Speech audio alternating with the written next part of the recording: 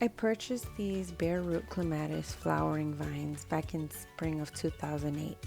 It took a couple years before I finally found the spot where they thrived, and they did so beautifully for a few years. You've got the pink one is Josephine Clematis, and the white ones are Guernsey cream clematis. I noticed that a couple of years ago the blooms began to diminish, less and less every year. This year, 2020, I actually got no white blooms and just two of the pink Josephine blooms. And the culprit was this bush to the side of it. I decided to dig up the vines. They were very entangled.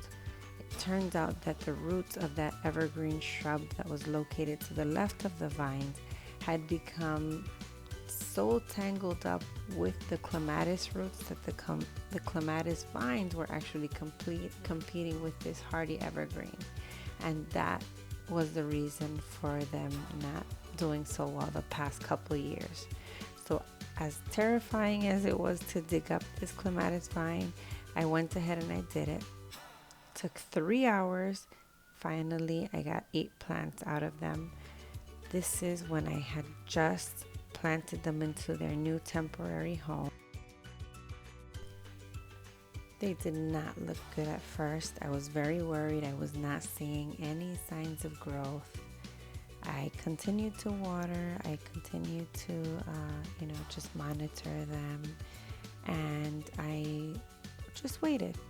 And 7 weeks later, I took some new pictures. And I'm glad to show you now that we do have some new sprouts coming up, as you can see there. This one is growing so quickly.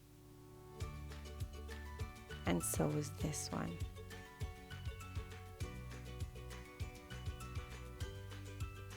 Beautiful, green, healthy growth.